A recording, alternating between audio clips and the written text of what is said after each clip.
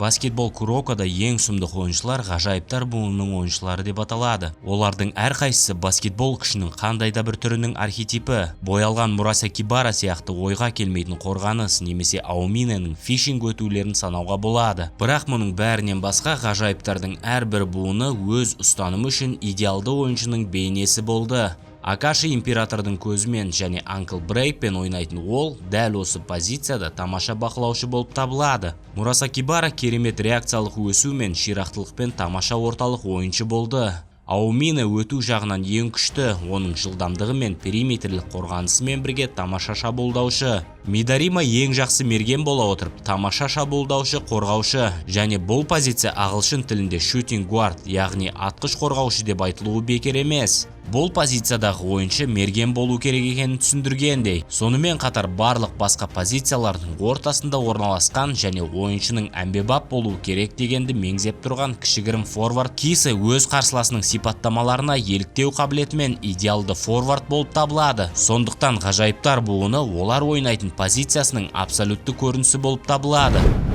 Олардың қайсысы мықты болатынын айту мүмкін емес, өйткені дәл сол Кисаны орталықтың рөліне қойсаңыз, ол әрине Мураса Кибараны көшіріп алар еді. Бірақ олардың бойындағы айырмашылық 20 сантиметрге жуық екенін есте сақтаңыз. 160 сантиметрлі бойлы жігіт 180 сантиметрлі жігітке қарсы сақинаны қорғағанмен бірдей. Киса қаншалықты салқын болса да антропометриялық деректерге байланысты және көшіріп алу уақытының аздығына байланысты ол орталық ойыншы бола алмайды. Дәл солай. Ал Мураса Кибара кішкентай шабуылда бола алмайды. Ол бұл үшін тым баяу. Біз сондай-ақ Аоминаны Акаши ойнайтын рөлге қоса алмаймыз. Аомина допқа өте ашкөз. Ол ешбір комбинацияны өткізбейді, немесе құрастырмайды. Тек гол соғып шеберлігін барынша пайдаланғысы келеді. Акаши де күшті шабуылшы бола алмайды, өйткені оның бойы 170 сантиметрден асады. Бұл оны нашар бояу қорғаушы және жалпы нашар шабуылшы етеді. Мен оларды әлсіз деп айтпаймын, және табиғи түрде олар өз орындарында емес. Сол үшін кейбір көрсеткіштер нашар нәтиже береді, бірақ олар өз орындарында ойнағанда әлде қайда жақсы көрсеткіштер көрсетер еді. Тиісінше олардың ең мықтысы осы позициялардың бірінде ойнай алатын, немесе кем дегенде олардан басқа позицияларда жақсы нәтиже көрсете алатын адам болады. Әрине, көпшілігі Киса бұл үшін өте қолайлы деп айтады. Мен ішінара келісемін, ол бәрін толығымен көшіре алмаса да, ол қысқа уақыт ішінде өз орындағы кез келген ғажайыптар буынын алмастыра алады. Бұл оны әмбебап және ең күшті етеді.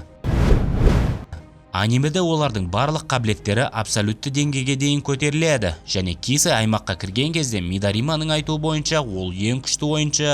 Бірақ сіз жоғарыда айтқанымдай сол Мураса Кибараны 100% көшіруге болмайтынын түсінуіңіз керек. Сіздің бойыңыз, салмағыңыз және дене бітіміңіз бірдей. Қалай десек те Мураса Кибараның антропометриялық параметрлері ғажайыптар буынының кез келген ойыншысынан жақсырақ. Баскетболшылар үшін тамаша биіктік, үлкен қол аралығы, тамаша реакция, сақина астында тамаша маневрлық. Киса қолының арасы кішірек, секіруі әлде қайда төмен ойыншы болғандықтан қысқа. Тым құрғанда Мураса Кибара биікке жетеді, бірақ бойына байланысты оны 100% көшіре алмайды, және сіз оның көшіру уақытының шегі бар екенін түсінуіңіз керек. Анимеде Киса тамаша көшіре алған бірінші адам Аомина болғаны бекер емес. Олардың бойы мен салмағы бірдей дерлік, тіпті жеңіл форвард және ауыр форвард позициялары өте жақын. Егер Аомина Кисадан 2 сантиметр емес 6-7 сантиметр биік болғанда, онда Киса оның дағдыларын пайдаланып, немесе оны көшіре алатын еді. Өйткені баскетболда көптеген дағдылар ойыншының антропометриясына негізделген. 170 сантиметрлі ойыншы ешқашан 220 сантиметрлі орталық ойыншыны көшірмейді. Сол сияқты мұнда антропометриялық дағдылардағы айырмашылық неғұрлым көп болса, соғұрлым тамаша көшіру мүмкін емес. Бұл ең күшті ойыншы Аомина дегенді білдіреді ме?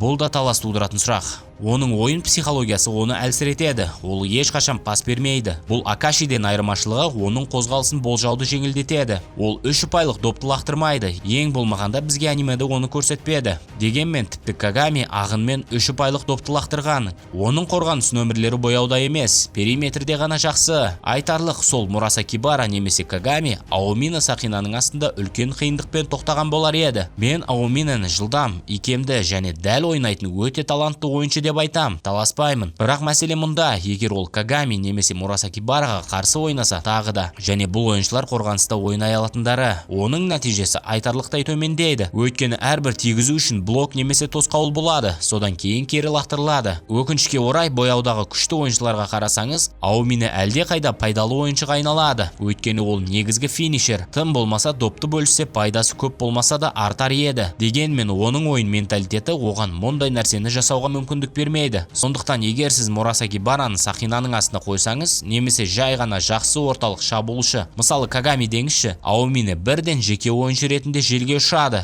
Аумине кез келген адамды айналып өте алады. Бірақ сақинаның астында тұрған орталықты айналып өте алмайсың, өйткені сен финишерсің, және орталық деңгейдегі Мурасаки Бараның қорғаныста тамаша рефлекстер мен тапқырлығы бар. Бұл Акаши ең күшті дегенді білдіреді ме? Ешбір жағдайда ол ойыншылардың әрекетін болжай алмайды, және барлығын көтпен отырғыза алмайды. Егер оның үш керемет ойыншысы және оның тамаша орталық ойыншысы бар Рекузан деңгейіндегі командасы болмаса, ол ешқашан өмір бойы Сейринге тең келе алмас еді. Өзінің аймағында ең жақсы формада болмас бұрын ол секірер алдында Кагамиді тоқтата алды. Дегенмен бұл секіру алдында Кагами қолын көтеріп, допты жоғары көтеріп, евростеп жасағанда аласа бойлы Акаши өмірінде ешқашан допты тартып ала алмайды. Мұны соңғы ойын толық фильмінен көруге болады. Қандай да бір себептермен бізге сол Акашидің ойын данк жасайтын Сильверден допты қалай алып қоятын ешқашан көрсетпеді. Сірә Акаши жай ғана алып кетіп, оны байқамай қалу мүмкін еді. Бұл қисынды. Ол шабуылшы немесе орталық ойыншы емес. Ол нүкте қорғаушысы, және бұл үшін қалыпты жағдай. Және ол бояулар арасында терлеуге арналмаған ойыншы. Тағы да ол өте талантты және ақылды. Бірақ ол өзінің интеллектінің қалай көрінетінін бәрібір түсінбедім. Өйткені командада ешқандай тапқыр комбинацияларды құрастырмаған. Бірақ бәрібір оның барлық пастарын тамаша орындаған және доптардың көпшілігін жинаған командасы болмаса, ол Киса деңгейіндегі команданы ешқашан жеңе алмас еді. Тағы да Акашиге сол Кисаның командасын берсеңіз, ол тіпті Ауминенің тырнағына да татымайды. Және оның анкл брейкі айтарлықтай имба емес. Өйткені кем дегенде бірнеше ойыншы орнынан тұрып Акашиді тоқтата алады. Бұл Кагами мен Мидарима. Сонда ғажайыптар буындағы ең күшті кім? Ойыншылардың әрқайсысы өз орында мықты екенін, егер олар аймаққа шықса, одан да күшейетінін жоғарыда айттым. Дегенмен аймақта ешқашан болмаған бір ойыншы бар. Мидарима. Бұл аймаққа кіре алмаған ғажайыптар ұрпағының жалғыз мүшесі. Немесе кем дегенде біз оның мангада және анимеде аймаққа кіргенін көрмедік. Қазіргі уақытта барлық ғажайыптар буының ойыншылары аймаққа кіре алады, тіпті Кагами де. Бірақ Мидарима емес. Неге? Жауап шын мәнінде қарапайым. Өйткені Мидарима аймаққа кіргенде ғажайыптар ұрпағының ең күшті ойыншысы болар еді. Ойлап көріңізші, Мидарима ешқандай аймақсыз немесе күшейтусіз, егер ол бұғатталмаған болса, 100% ықтималдылықпен алаңның кез келген нүктесінен гол соғуға қабілетті, және оған тосқауыл қою өте қиын. Өйткені ол ғажайыптар буынында ұзындығы бойынша Мурасаки Барадан кейінгі екінші орнында. Мидариманың негізгі қабілеттеріне дәл ату ғана емес, сонымен қатар бояудағылардың арасында тамаша қорғаныс, интеллект және физикалық күш кіреді. Ол сонымен қатар анимедегі төзімділігін арттырды. Мидариманы көбі бағаламайды. Адамдар оның қабілеттерін жай ғана жалықтырады деп ойлайды. Бірақ бір нұсқаға сәйкес авторлар оның аймаққа кіруіне рұқсат бермеді. Өйткені ол тым күшті болады және формальды түрде оны ғажайыптар буынының ешқайсысы тоқтата алмайды. Ойлап көріңіз, Мидарима анимеде Кагамиді бірнеше рет бұғаттайды. Бұл оның қорғаныс қабілетін кем дегенде Ауминенікімен теңестіреді. Ол сондай-ақ Акашиге қарсы жақсы қорғана білді. Сонымен қатар мангада ол барлық соққы түрлерін жасай алатынын айтты. Бірақ ол тек 3 ұпайлық соққыларды жақсы көреді. Өйткені олар ең пайдалысы. Яғни постап, фейдуэй және басқа лақтыру түрлері де оған қолжетімді. Сонымен қатар ықтималдылығы 100%. Ол анимеде бізге бір емес бірнеше рет көрсетілген апманки фейк жасауға қабілетті болғандықтан, оның жалғыз кемшілігі бұл өте жылдам емес. Дегенмен енді Мидариманың ойнау стилі оның ең күшті пішіні аймағында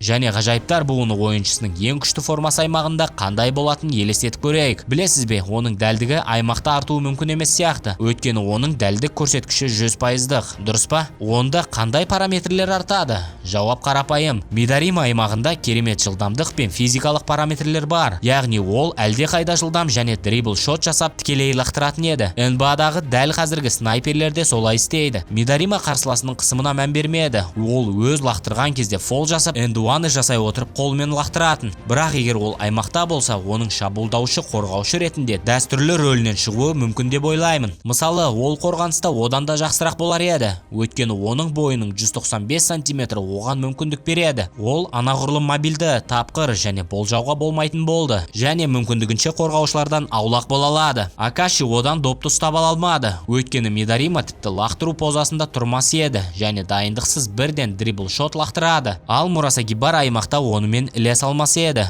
Ал Кагами де оның дрибл шот лақтыруына еш нәрсе жасамас еді. Ол бәлкім мен бұрын айтқанымдай басқа лақтыруларды да орындай алатын шығар, бірақ одан да жылдамырақ түрде. Менің ойымша, сондықтан оған ешқашан аймаққа кіруге рұқсат етілмеді. Оны ешкім тоқтата алмайтын еді, өйткені ол алаңның кез келген жерінде қауіпті болды және оның үстінде қорғаныста жақсы ойнайды. Анимеде Кагами Мидариманы үнемі бүкіл алаңда ұстап тұрды және ол әлі де соғып үлгерді. Ал Мидарима ағынға кірген кезде оның жылдамдығы мен дәлдігін сақтау үшін екі қорғаушы да жеткіліксіз болады. Ол үшін Акашиге тосқауыл қою қиын емес еді, өйткені ол анимеде бұған жақын болды, бірақ оны жылдамдығының күшімен жасай алмады. Бұл аймақта ол мұны жақсы істей алады. Сонымен қатар оның байсалдылығы мен ақылдылығы оған әртүрлі лақтыруларды орындауға мүмкіндік береді. Аниме мен мангада Мидарима ешқашан аймаққа кірмеді, өйткені оның қабілеттері шынымен супер адамға айналады. Ғажайыптар ұрпағынан ешкім оны тоқтата алмас еді және автор оны Кагамиді де тоқтатпайтын ең күшті ойыншыға айналдырмау үшін Мидаримаға ағынға кіруге рұқсат бермегені қисынды шығар.